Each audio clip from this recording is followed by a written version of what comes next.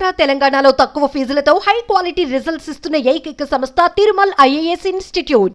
Hero Rajinikanth అస్వస్థకు గురి కావడంతో ఆయన కుటుంబ సభ్యులు ఆసుపత్రిలో చేర్చినట్లుగా తెలుస్తోంది. ఈయనకు కడుపు నొప్పితో పాటుగా గుండె సమస్యల చెకప్ కోసం చెన్నైలోని ప్రముఖ హాస్పిటల్ అపోలోలో సోమవారం రాత్రి చేరినట్లుగా తెలుస్తోంది. అయితే రజనీ పరిస్థితి నిలకడగా ఉందని వైద్యులు అంటున్నారు. Interventional cardiologist doctor Sai Satish team పర్యవేక్షణలో ఆయనకు చికిత్స జరుగుతున్నట్లుగా తెలుస్తోంది. ఈ విషయం తెలుసుకున్న ఫ్యాన్స్ ఆసుపత్రి దగ్గరకు భారీగా చేరుకుని ఆయన హీరోకు ఎలా ఉందో తెలుసుకునే ప్రయత్నం చేస్తున్నారు.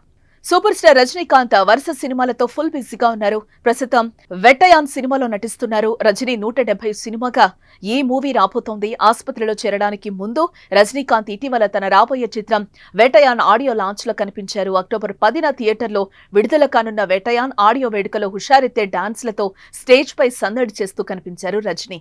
ఆ తర్వాత ఇలాంటి అనారోగ్యానికి గురవడంతో ఆయన ఫ్యాన్స్ తెగ ఫీల్ అవుతున్నారు. హీరో కోలుకోవాలని, ఎటువంటి సమస్య రాకూడదని ఫ్యాన్స్ పూజలు చేస్తున్నట్లు వార్తలు వినిపిస్తున్నాయి.